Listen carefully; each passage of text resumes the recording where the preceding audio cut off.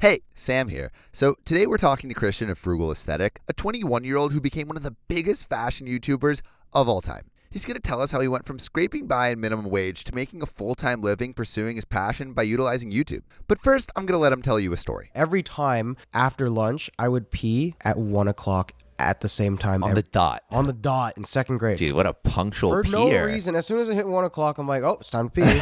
I didn't question it. I was just like, whatever. And I guess after a week of doing that, my teacher caught on. And she was like, no, you're not going to the bathroom again. You've been doing this for the whole week. I know what you're doing. I'm like, what do you mean you know what I'm doing? Go to the fucking bathroom. I'm not plotting Ocean's 11 in the second grade bathroom. Like, I was just like, oh, wow. I can't go to the bathroom. Like, okay, whatever. I'm not going to argue. I'm in second grade. You know? So that day we had a test, and I was just, let me just run through this test, and then I'll go pee after the test. But midway through the test, I'm like, fuck, I really have to pee. So my second grade ass is like, yo, I'm going to pee a little bit in my pants. Like, I'll pee a little... I'm going to pee a little bit just so I can release just a tiny bit. There's a small stream. Enough to where it's like, it gets through my underwear, but not to my pants to where it shows. And I was wearing like green cargo shorts, dark green cargo shorts. I'm like, they're kind of thick, but it's green, so it's going to show. So I got to be careful. So I start peeing just a little bit. I'm like, okay, I'll just pee a little bit and I'll turn it off. And I realized you can't turn it off. It's dead quiet. We're taking a fucking grammar test. I'm trying to remember the definition of environment. Here I am pissing my pants.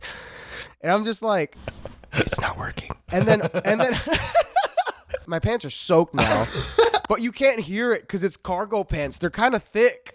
So the liquid's just stuck in the pants, like sloshing around, it's like making fucking waves. I'm just moist right now. It's like it's like it was really humid outside and I was just sweating a lot, but it's not sweat. It's not piss. sweat, yeah. It's second grade piss. So here I am writing the definition of environment on the paper as I said I was. At some point, I'm just like, I gotta just let everyone know that I pee because I'm like, no one knows that I piss my pants. Yeah, you need to announce it, my obviously. seat's soaked. You know, it's running down my leg, but you can't hear anything. You might smell it, but it's like a second grade classroom. It already smells like piss. So I'm like, dude, no one's gonna fucking know I pissed my pants. So I gotta be like, oh no, oh man. I'm like fucking like trying to get the attention of everybody. I'm like, oh man, oh. And then everybody looks at me and the teacher comes over and she's like, why are you making so much noise? She's like, oh my God, go to the office now, run. And I'm like, oh, now I can leave. So instead of going to the bathroom, I got to go to the office and bug everyone. Now I'm embarrassed in front of my second grade crush, Aaron White. I promised I didn't pee my pants on accident. It was on purpose. I was on accident. So then after that, when I came back, class was over. I went back with new shorts. I had my cargo shorts in a fucking heavy duty Ziploc fucking vac seal bag. Yeah. And my teacher was like, I'm so sorry that I didn't let you use the bathroom. Now you go to the bathroom anytime you have to pee. Don't even listen to me. I'm like, thank you for that after this happened. The moral of the story is extreme ownership. This is An Unconventional Life, a Jump Cut podcast talking to people that live outside the norm. The weirdos and freaks, the risk takers and visionaries. We explore the lives you know you want and the jobs you never knew existed. We asked our guests how they achieve their unconventional life and how they thrive without a scheduled 9 to 5. I'm Samuel Donner, and today on the show we talked to Christian Villanueva. All right, besides the notoriety he gained by turning his second grade floor into a pee-filled slip and slide, Christian has really turned his life around. He went from failing classes. I failed a class in freshman year of high school because I skipped class to play League. To starting a fashion YouTube channel with over 56 million views that generates a high six-figure income with videos like this. Jesus wore cheap clothes, and he's the most influential person of all time. 2.2 billion followers. That's like more followers than Rice Gum and James Charles combined. I'm really interested in the transition. Like, what resources did Christian use to transition himself from a boring 9-to-5 job to pursuing what he really loved and finding success as a YouTuber and influencer? And we'll learn about the one thing that made this possible, Viral Academy. But before we can talk about any of that, we have to go back to Christian's wet second grade cargo shorts. That was pretty life-shaping experience. I noticed that even in that story, there's an attention to detail to clothes. Yeah. And so, like, when did that obsession start? in my middle school, we had to wear uniforms. Not uniforms like a fucking suit, but it was like a t-shirt that you had to wear the same t-shirt as everyone. Other than color scheme, no control. In high school, I'm like, I guess I have aesthetic freedom. I can like make my brand. I'm a freshman. I'm not actually thinking about this. I guess it's a convoluted version of that where I'm just kind of like, oh, I could dress myself now. I can explore a little bit. And then, and I guess the fashion kind of just came with it. I was like, what looks cool? You know, I'm like going into fashion for the first time ever. I'm kind of just fucking around. And then the first semester of high school, I'm kind of just like copying the seniors, just trying to see what looks cool. What are the seniors wearing? Dude, the seniors look like Soulja Boy in the Soulja Boy Crank That music video from 2007. That's what the seniors looked like. I'm like, dude, I'm trying to crank some Soulja Boys. Let's do it. Yeah. Let's roll with it. Yeah. They were just like wearing really big t-shirts and really big shorts. They look like what DJ Khaled looks like now. Do people want to aspire to look like DJ Khaled? Dude, I mean, fuck. I'm in freshman year. It was just a matter of like finally stepping into expression for the first time ever. Was like, I can actually like look into this and just like actually make myself look cool instead of just copying fucking seniors that look like DJ Khaled in 2011. Like no longer did you just have to pee yourself to change the clothes you were wearing. It's like maybe if I want a darker pair of pants, I'll just buy a darker pair of pants instead of having to piss myself in class. While Christian was exploring fashion, he was also discovering a more detrimental passion, League of Legends. I was really good at League of Legends. What rank were you though? I was Diamond 4. Oh shit. I was pretty good. And I was semi-pro. I was amateur, I guess. Or whatever. And very dark part of my life. I failed a class in freshman year of high school because I skipped class to play League. Then I had to retake it. It just ruined a lot of my after school life. And I guess in a sense, if I didn't have that, I wouldn't have been on YouTube so much. Yeah. And I wouldn't have found the jump cut thing. So that's why it's like butterfly effect. Right. League of Legends is how I am who I am now. Thank you, League of Legends. So moral of the story is don't go to class and play League of Legends. Having no after-school life and uninspired by school, Christian dove into YouTube to teach himself the things that he was actually passionate about. And initially, that was Call of Duty edits or COD montages. No, but I also used to edit like Call of Duty montages. I'm really shaping myself as this weirdo.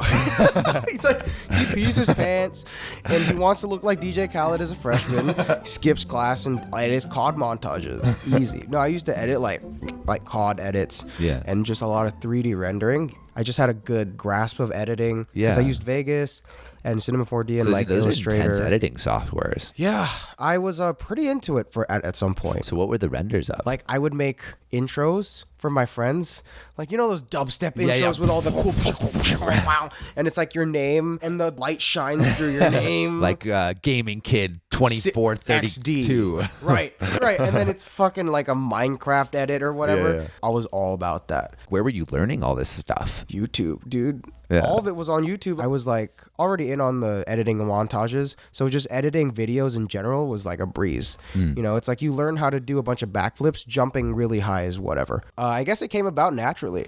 It just came about with me wanting to make cool edits, and then the basics and essentials I learned from those cool editing tricks, I can transfer to just everyday cutting up videos, messing with audio and stuff like that. But yeah, that's how I got into the editing aspect of it. It just came naturally through me wanting to be a COD montage editor, and then it was like, oh, now I know how to do basics. Christian had the basics of editing down, but his COD edits weren't exactly paying the bills. So he thought, how can I use my skills to make some money? And I was making money flipping clothes, like, you know, like Supreme and Yeezys. I would just so you were like waiting in lines and stuff. Well, Hawaii doesn't get anything in person, so I would have to do everything online. So I had a bot. It's like this program on the computer that adds things to cart and checks out real fast, like before any one human. And you can run like multiple profiles to simulate like more than one computer. So I would basically have essentially 400 different computers trying to get a pair of Yeezys. And out of the 400, maybe 10 or 15 will go through. If I get 10 and I flip the shoe's like around $200, and I flip the shoe for $500, I'm making $300 each shoe. 300 times 10, that's $3,000, and I'm a freshman in college. That's a good amount, bro. Yeah, so then after all the research in the market and just what's in and what's trending in fashion, I just found like, oh, I know more than I should. You know? Like this started off making money, but now I'm like an expert. Yeah, it's like, it's not that I cook meth. It's just I'm really interested in Breaking Bad. Yeah. You know, it's like one of those things. Yeah. But this $3,000 still wasn't enough, and realizing he needed a college job that had more consistent pay than sketchily copying new Kanye drops, Christian entered the exciting world of retail at Tommy Hilfiger. It like dawned on me when I was at work, and like my coworkers just know enough to sell clothes. And then I'd just be like, yeah, the thread on this is really good because of X, and the thread counts whatever. And they're just like, why do you know this? I'm like, I don't know. Don't ask me why I know this. You know Tommy Hilfiger. It's like for people that sail boats and drink White Claws. Of course, yeah. You know, boat shoes with the freaking with ascots. This was like the frat boy Tommy Hilfiger the frat stores. boy boat guy. Yeah, it was the outlet too. So we didn't get into the cool stuff, but I would still find a way to make like cool outfits out of the stuff we had. And they're like, how are you doing this? Like, why are you so into this? This is just like my part-time job. I'm like, well, I'm really into it. And then randomly, I came across the Jump Cut ad on Just Kidding Films podcast. It was just right at the end. They go, oh, by the way, if you want to become a YouTuber, we're doing this thing with Simple Pickup where they teach you how to be a YouTuber. It's this online course thing. I didn't even watch the podcast on it. I was just like, I'm buying this. There was no like me having an epiphany of I want to do this. It wasn't like some people for the first time they ever shoot a basketball, they're like, I want to be like Michael Jordan. Or like someone for the first time ever stepping into a boxing room like, oh, I'm the next Mike Tyson. It was just like I watched that video. They go, you can learn to be a YouTuber. I'm like, I'm just going to do that now. Like, this is my life now. I'm just going to become a YouTuber. And that's kind of like my personality for everything. Like once I find something I like get addicted, you know, like meth. But no, it's like I'm very addictive. So I'm happy that I got addicted to Jump Cut and not meth. Yeah. I got addicted to meth later. After I could fund it after with the Jump you were Cut. like a successful YouTuber, you can really fund that meth career, dude. I don't actually do meth. I do heroin. Meth is for cheap people. Heroin's where it's at. I'm very addictive, so I'm happy that I got into the Jump Cut thing. Okay, just bounce right back. It's like fucking steel. It's better than what I'm getting now. So yeah, but I'm happy I found the Jump Cut thing. It was at the point in my life where I really had nothing to throw away. It was just like I had a part-time job. I was in a community college. I'm like, what do I have to lose? I don't care about college. Yeah. I don't care about my retail job, and I already make money doing fashion stuff. It's like, I'm going to do a YouTube channel. Fuck it. Why not? On something. So Christian dove headfirst into YouTube and this Jump Cut course that seemed to be his one-way ticket to YouTube stardom. Yeah, and then the same day I like watched some of the courses and I was just like, oh, so I need to make a channel. Fuck, I thought I was just going to be successful. I didn't know that had to work. Fuck. So then I thought of, what do I know a lot about? And I can't do meth because it's the adpocalypse. So I was like, I'll do the fashion stuff, I guess. I put the fashion thing on the YouTube. So then I was just like, yeah, I know a lot about fashion. And then the comedy thing came with me literally not knowing what to write. So for the first time I ever did a video, it was just like me talking to myself, and I recorded it and hope for the best, which is like the worst way to do it. But it's also kind of what I do now. I came full circle. But yeah, I hopped into that because I found the Jump Cut ad, and fashion was literally the only thing that I think I could have talked about outside of League of Legends. Outside of League, I was like, I'm not good enough in League to be a League YouTuber, and I'm not about to become an e-boy. Yeah. So turned into a fashion boy. That's what happened. Which is slightly better. Yeah, it was just like, would I rather tell my family I do fashion videos or League of Legends videos? And so you were taking these courses, and like, what were you learning from that? How were you applying it? Because you said, okay, now I want to be a fashion boy. And then like you made your YouTube channel like that. Yeah. I watched almost all of the courses in like the first day, which is like the first day. Dude, I woke up that morning, sat there in my underwear in AC, and just was like, I'm going to watch everything. Yeah, I was like, I'll watch everything, just a quick run through once, and then I'll do the assignments as I watch them. So I woke up at 9 and I finished everything at 12 in the morning. Yeah. Because I actually went through it. I actually sat there and I just went through all of it. Before I even uploaded or like started producing the video, I kind of thought I knew a lot, which I did in a sense that I had a direction, as opposed to people that just hop on YouTube as a hobby. They're just kind of like throwing crap at the wall. You knew like how to start properly. I already knew how I wanted to go about it. There's so much you learn while doing it, but having that foundation was key to like saving so much time. My first upload was August 2016 officially. From concept to upload, I think it only took like a month. after that, I uploaded the first video, and obviously your first video is not going to do good. Yeah, Nobody's yeah. first video ever does good. You just have to keep going. First video didn't do good. It got like no views. First video fucking tanked. It was like, dude, but it just like put so much time and effort into the concept and all that I was just like, wow, no views. This doesn't work. It's not that I stopped doing it, but it was like I was demoralized. Yeah, I was kind of like, imagine. damn, I'm at that point in my life. It's like I deserve success. Yeah, I put in one Right. video. It was like Why aren't I a hit yet? it was like the time in my life where I just haven't worked hard for anything yet. So I felt like I've never worked hard for something, so I didn't know what it took to actually be like successful and get anything out of life. So I was just kind of like entitled almost to like, where are my views? I watched the whole course. I sat there in my underwear. Yeah. I watched the entire course and I did all the assignments and nothing happened. But what I had to do was just keep going. But keeping going is tough. One of the toughest parts of being a YouTuber or any creative job is creating consistently. And consistency is something Christian wasn't exactly an expert in. At first, it started off pretty rocky. I got to upload once a month. And I'm like, dude, this sucks. I'm not getting any views. October 2016, I had 1,000 subscribers. How did you get there? I think at that time, I had like 5 videos up.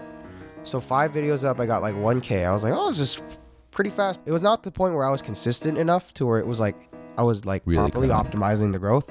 Every now and then, it would just slowly go up like a couple a day or whatever. And then Yeah.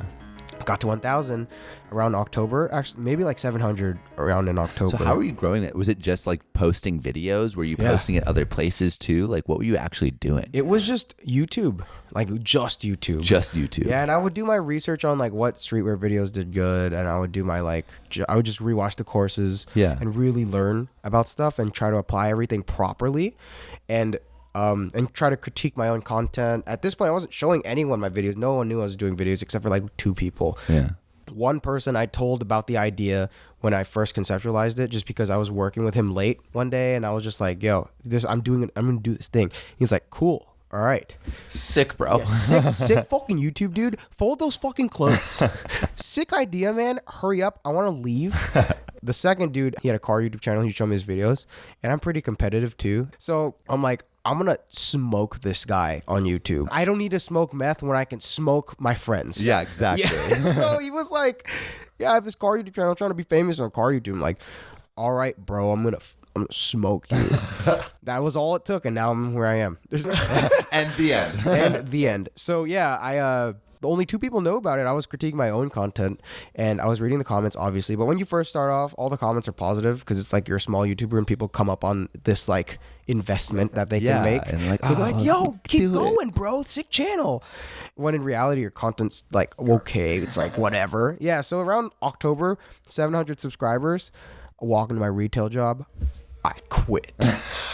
I'm out, bitch. I'm a YouTube star, Right, 700 subscribers. Like, that's more than the Nantucket tees we have in the store. I have more subscribers than we have flag logo t-shirts in the warehouse. Mic drop on the way Yeah, out. and I was just like, I'm out. I'm famous. And as soon as I quit, I realized, dude, when I quit my job, they don't pay you anymore. So I'm like, cool. Mom, I need like money. So I had a savings from my job, obviously. I would just dip into that and not go out.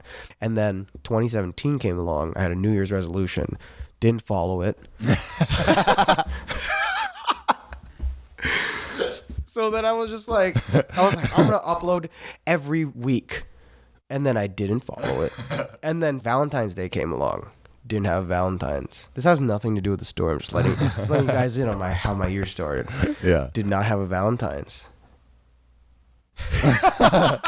and then March rolls along, and I'm like, dude, it's 2 months in, nothing has changed. I'm like, what the fuck? Still don't have a Valentine. Right, I'm at like maybe 1.3 thousand subscribers. And I was broke, so I was like, damn, I need to start making some money. And then March was when I started uploading every week, and I actually did it. Because I was like, I'm broke. There's a stake now. Yeah. I can literally not do anything. Fires under the Yeah, I'm like, the dude, my ass. gym membership is about to get canceled because I don't have money to pay it. I'm about to like not be able to drive because I don't have gas money. That's some tax. That shit is running my pockets dry. I'm like, dude, I need to start doing some stuff. So Christian started doing some stuff. With no Valentine to distract him and a bank account drier than a camel with no libido, Christian started to be consistent. March, I'm like, I'm on it. And instantly, as soon as I uploaded every week, went from 3,000 subscribers to 15K in a month. In a month? In a month. Damn. Yeah, and I was like, yo. And as soon as April rolled around, from April 1st to April 21st, so 3 weeks, I went from 15K to 100K because I uploaded every week for 7 weeks. What were you thinking when it was happening? The whole making the life decision to just become a YouTuber thing, so nonchalant. Like, I've made harder decisions at McDonald's drive-thru at 2 a.m. The jumping into it, I was totally fine. But when it came to fruition, I was like, oh, I'm gonna be famous now. No. Saw my numbers going up. I got recognized on the street like once. And I was just like, oh, I'm a fucking celebrity, dude. I can get a cocaine problem now. I'm like move the up whole from nine, meth. right? I can move on from that cheap cocaine stuff. I'm doing real cocaine. So now it's like, I'm actually like, oh, so this is like something's coming about. I'm excited as hell. All my friends are like super happy for me. I'm having like an epiphany every day. I'm flying on cloud 9. We'll be right back after the break. I think Christian's transition into success comes down to one thing: following the step-by-step program in Viral Academy. So I talked to the founder of JumpCut and instructor behind Viral Academy, Kong Pham, and I asked him, how did Viral Academy help Christian? So Viral Academy is an online course and community that teaches ordinary people how to create a profitable career on YouTube. So Christian was one of the earliest members of Viral Academy, and I remember when he first joined, he had no idea what to do. After going through the course and implementing the strategies we taught and interacting with the other aspiring creators that are in Viral Academy, he started to build his channel. And over the course of the next few months, as you'll hear in the episode, I'm sure, he started to just blow up. His channel just started getting tons and tons of views. He monetized that audience, and he's now making a full-time living doing what he loves, talking about fashion. Christian was one of the first of many, many success stories we had. It showed me that this average dude who used to work at a store for minimum wage could turn his life around and make a living by utilizing YouTube. If he could do this, then that means anybody can do this. So for those of you out there who are interested in potentially pursuing YouTube yourself, go to jumpcut.com/viral and put in your email so that you can get our free 4-part video training series that teaches you how to start your channel, how to come up with video ideas, and how to monetize it. And now, back to Christian. But what kind of content exactly got Christian to Cloud9? Can you tell me what those videos kind of looked like? Those videos look like the same as what I'm doing now. It's just now I know what to pay attention to rather than just like editing extra hard. My content and my format on fashion, especially, is so different from everyone on fashion. I still am kind of like the unicorn fashion channel. Everyone's fashion channel, basically everyone, big or small, everyone has somewhat the same format. It's just like a face cam, but it's a face cam in a cool room, good lighting, and they talk about clothes. Some are funny, some are informative, some are just really cool, but no one has anything close to what I have now. Still, I got really lucky on choosing a format that no one had, and it all stemmed from being lazy. Every time someone asks me how I came up with it, I'm like, I was just really lazy. My content format, it's like a PowerPoint essentially. It's like it's like a slideshow. It's a slideshow with cool edits, but it stemmed from me I recorded audio first, and then I was gonna like record video of like shoes or whatever I was talking about, and then just play it over the audio. But then it ended up being, I don't want to record anything. I'm lazy. I'm just gonna go look at pictures on the internet and put it into Sony Vegas, dude. I did hundreds of hours in Cinema 4D, and I just use the applied default transition in Premiere Pro now just to fucking transition between pictures. Thousands of hours came up to a PowerPoint. Yeah, slide exactly, presentation. dude. I'm like killing it right now. Just PowerPoints. That's how I think I got lucky with it, because it was so different that I had no competition. I think that was really what jetted me into the atmosphere of YouTube. And Christian realized that when you're in the atmosphere of YouTube, it rains cold, hard cash. When Christian was at 100,000 subscribers, I think I was making like maybe 1,000 a month on ads. I'm like, dude, baller. 1,000 for making YouTube videos every week, easy money. And then in June 2017, I got invited to VidCon, and around the same time, I got my first brand deal, which was like this streetwear app called Snups. They're gonna pay me $3,000. Am I allowed to disclose that? I don't Fuck know. it, whatever. they were gonna pay me $3,000. I do meth. I didn't have a Valentine. And then I was like, cool, wow, that's like a lot of money. I was making that reselling clothes, but around the time I started doing YouTube, I wasn't reselling clothes anymore because I was lazy. At the same time with the brand deal, the AdSense started picking back up. Like the Apocalypse stuff started disappearing, and I was just like, cool. Now I'm like making money. I'm an entrepreneur, man.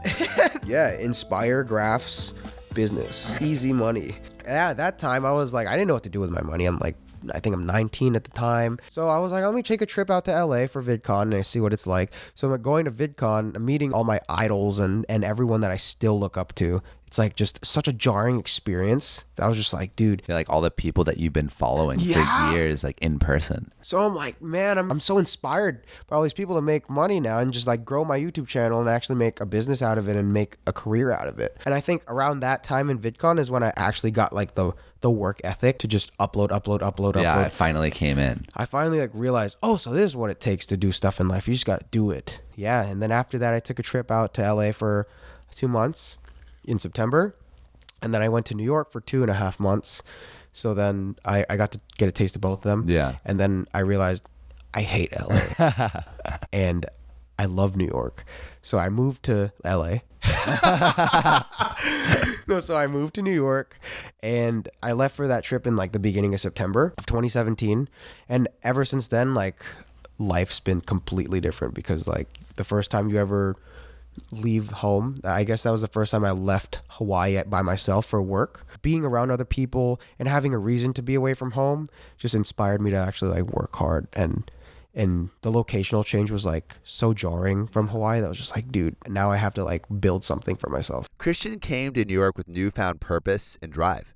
He wasn't going to relax. He wasn't going to be lazy, or at least as lazy. He was going to make something of himself in the Big Apple. He attributes a lot of his New York growth to a seemingly simple concept: gambling. What did that work encompass? It was a lot of like just forcing myself to edit and come up with content. A lot of like watching other people's stuff and seeing what looks good, watching my stuff, seeing what worked, what didn't work, what might work, and experimenting. I call it gambling. So like I'll think of a concept or a joke or a hook or whatever for a video. I'll be like, I'm just gonna gamble, see if this works, and just throw crap at the wall. And that really got me growing. Like around 2018 is when I started like really picking up speed. Yeah, 2017 was solid. Like I got to 100K. It didn't slow down, but it like became more consistent. Instead of it just spiking and stuff, it became a more consistent growth from around June to December of 2017. Around January is when I was like, I'm going to start gambling and experimenting and seeing what works and adapting and innovating. Instead of doing something that I know is going to do whatever, I was like, let me gamble. And like see if you can get massive growth quickly. Yeah, instead of playing like slots, I'm going to put $5,000 on red type of thing. So I started doing collabs. I started doing like weird videos, experimenting with SEO stuff and like what words are going to make the titles like people click on stuff. I realized the term hype beast. I put hype beast in the title. Someone's going to click on it. I can be like it would be like how to dress like a hype beast, how to dress like a female hype beast, how to dress like an Asian hype beast. At some point, I knew I could have been like, how to eat cup ramen, parentheses hype beast. I know that would have people are gonna click on that shit. Yeah, that would have gotten clicks. So I was just like really like growth hacking, I guess is the word, but I hate that word so much. Oh, you teach you how to growth hack your Facebook. I'm like, oh God, what are you saying? So I was really just trying to growth hack and just grow my platform to a bigger audience. And so what was that effect? And it did. It skyrocketed. The start of 2018 was massive. I did like a collab with a couple of my friends and videos were like were going up as fast as they could have. And then so like how many views were you getting on videos and stuff? I was like, at the time I was like, oh, 100K in a day. Easy, which is still great. But back then, the first time I ever saw a video hit 100K in like 24 hours, I was like, dude, I might as well be friends with David Dobrik at this point. You know, I was just like, dude, where's my panel at VidCon? Yeah. Everyone should gamble every once in a while. So I was gambling and it was paying off. Although Christian's gambling addiction seemed to be working out and generating popular content, he inevitably stopped rising and started to see his growth stifle. Towards the middle ground of that year, around like maybe August to December of 2018, I started to slow down, which was the first time I ever experienced like creator burnout. Why do you think you were slowing down? I was slowing down because one, I wasn't gambling again. I was just trying to be safe, which you should be safe at some point. When you know what's working, you got to milk that, you know. Yeah, you might as well suck just like from that teat. suck that teat. Milk that teat for all it's worth. Yeah, Milk that teat raw. Yeah, get it to where the teat is just dust. Dust teat. Dust teat. I was just milking it. I was just trying to get the most out of it, but at the same time, I was like spinning my wheels, you know. I was like working a concept that was burnt out and saturated, and Yeah, his teats get dusty. teat's getting kind of dry, you know. So I was like, oh man, this sucks. And you know, the first time you're ever depressed and it never goes away, and you're still depressed, and just I didn't have a Valentine. and just it's reminded me of that time I never had a Valentine, and it was rough. So I got into meth, and And here we are now. here we are now. So yeah, then I kind of just like was like in a slump for a little bit, but eventually you just got to keep working for it. You'll eventually find your way out. Because I feel like those slumps Right. can be super demoralizing. Definitely. And like, how do you keep going? The best way to deal with depression is to stack it. So you find friends who are depressed and you just talk so much shit about being depressed, which is not the best way to go Multiply. about it. Yeah. -1 times 1 is -1. But -1 times -1 is positive. Exactly. Wow, maths Ends right there. And that's how you solve creator burnout.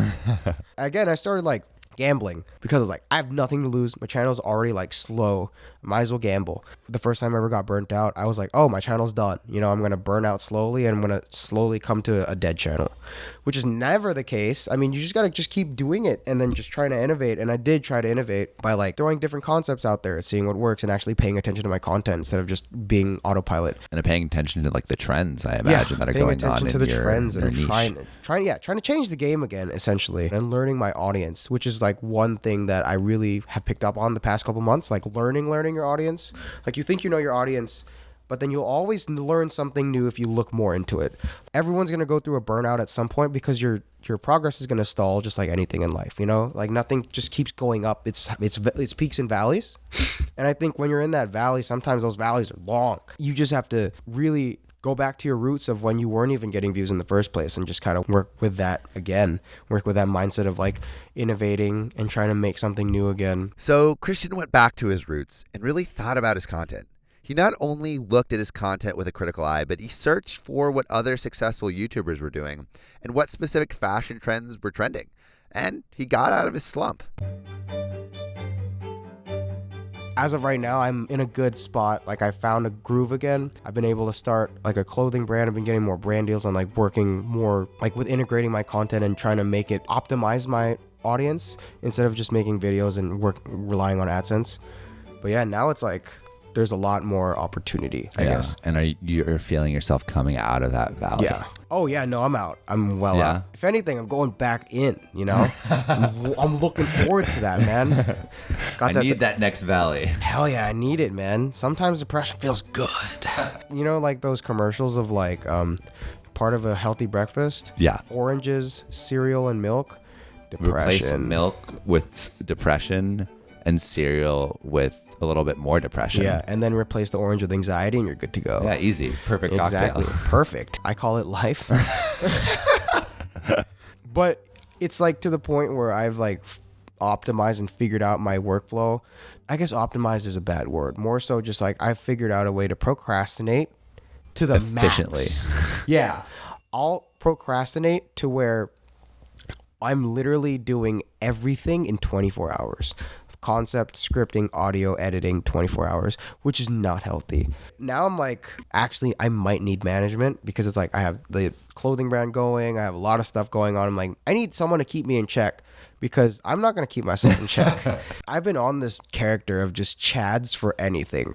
So it's like priest chads, like, dude, do you pray? Do you even drink holy water? Bro, dude, chug some holy water right now. You Bro, won't. this body of Christ hits pretty hard. Oh, dude, I can't even handle how hard it hits. This girl was in confession. I gave her like 5 Hail Marys. Dude, 5? Dude, I gave her like 5 Hail Marys. And on top of that, I was like, stacking our Father. You won't, bro. You won't stack an all Stacking father. our Father. You know, like, I'm going to want to sit around pretending to be a priest Chad. As Christian is coming back on top, he is realizing his audience's potential. It isn't just about the AdSense and the views. He's creating a relationship with these people that have a value beyond what is purely monetary. I guess now that I'm really trying to optimize my audience, I've been actually like realizing like, oh, there's more to it. Yeah. Because I'm like, oh, you can make videos for 1 video a week and that's your life. But now it's like, oh, now a clothing brand. And there's like so much more you can do with your audience. Yeah, so what are you planning on doing with your audience? What are your plans for the future? So right now I'm at like 650K. I used to think that wherever I'm at was like nothing, and then everyone above me was where it's actually at. And that's been the case since like 50K. Yeah. When I had 50K, I was like, dude, 100K people, that's where it's at. I got to 100K. That's when I know I'll make it. Yeah. Dude, I got to 100K, went to VidCon, everyone had like 500K. I'm like, shit, That's where it's at. Yeah, and I got to like 300K. I'm like, okay, I'm getting there. And then now I'm like, this is not anything. Now I'm at like 650K, and I've never felt more like obsolete. There's just always like someone with a bigger audience that it's just like, oh, that's where it's at. But I mean, I feel like that's a good motivation Oh, it to is. keep It's like, going. yeah, Like there's- you're not ever, where you're like, I'm plateaued or anything. 100%. It's just I'm like very lazy. There are people that like do business for the money. Like, there's people that are financially driven as hell. And there are people that care about YouTube. There are people, What are you driven by? Dude, I'm not. If you haven't gotten the memo, I am lazy. If you haven't gotten the memo, I don't know. Because I have friends like Kurt, one of my best friends downstairs. He cares so much about like YouTube. He loves the YouTube. He loves animation community. He loves like his job. I have friends like that are on YouTube that are like great business people on YouTube that just kill it by like just really being influencers, like they're in it for the money. They're just businessmen that just happen to be on YouTube. And then there's me that's neither. Like, Michael Cera? Yeah. I feel like he doesn't actually want to be an actor. He's just kind of stuck. He just happened to keeps getting roles. Like, he just keeps getting roles, and then he's trying to fucking bust. But he's like, why are they laughing? And that's how I feel like. Yeah. I kind of just got stuck in this. I'm just like, whatever. And now Christian is stuck in this amazing life path. He wants to make the most out of it, so he's started to think more about what makes him happy, where he derives inspiration, motivation, and purpose. And if he can find his own inner purpose, then this feeling will be communicated to the fans, and he'll see success in the numbers and the monetary gains as well. With the clothing brand, like, what are your plans for that? So right now the clothing brand it's good money, but I'm definitely like not making as much as I could because I'd like to think of it more as a passion project. Like the way I go about it is I'll make a design and I'll really push a story on it and like an actual ethos behind everything so that it gets me like going creatively. So I'll do like a video that like showcases the shirt that like gets my visual creativity sated. I produce music and I DJ, so like I'm really into like the audio aspect and sonics and stuff like that. So then I get the music aspect out by doing this promo video that matches the story. Like I'll be like, cool, I made it look cool, I'm happy with that. I made it sound cool, I'm happy with that. And the emotional part goes from the story, and I'm able to monetize it because I could put it on my channel like as a clothing brand. I guess it kind of keeps me from being like depressed because it's like I have a purpose to do it and to share the story. So that's been a real like game changer for YouTube because it's made me feel like, oh, now I have a reason to do YouTube instead of just being like, I gotta wake And up. I imagine like you're like, because you have those stories, you feel more of an engagement with like the people that watch you and your fans. Exactly. And building that like community and actually being in touch with them, it's key. Yeah. But it's like, it's so easy to neglect because you can be so disconnected from your subscribers. You just upload a video, don't even look at the comments and go to sleep, which is what I do. But I'll wake up and then look at the comments. Yeah. There we go. I am a good YouTuber. I'm a good YouTuber. No, but now I have a Discord server, so then I can actually talk to my like subscribers and like build like a meaningful community way. and like make friends with them. Yeah. I got more in touch with the things that I didn't think mattered. Like I said, the getting in touch with the community and actually feeling a purpose on YouTube. Because like I know I'm not gonna be at 10 million subscribers. I don't think I'm ever gonna be there because I'm not a YouTube person, and I don't think I'm gonna be making like multi-millions because I'm not a business person. I think I'm heavily leaning on the creative part of it. Creative fulfillment means more to me than like seeing millions in my bank account or seeing numbers go up. So definitely the clothing brand and like making that connection with my subscribers was like key. It seems like it's working out. Exactly. You know, like as much as you say that you're not motivated by the Numbers. money or the numbers. Yeah. I think people recognize that creative pursuit. Yeah. And that's why you're still seeing Around. success. Yeah. You know? Definitely if you're the genuine aspect of it, like if you're truly passionate about something, it shows. And that's awesome that you like have a platform where people respect you being genuine. Exactly. Because a lot of times like on YouTube, especially there's such a lack of like truth. Right. And like your transparency. Yeah. And like you have that. That's exactly. rare.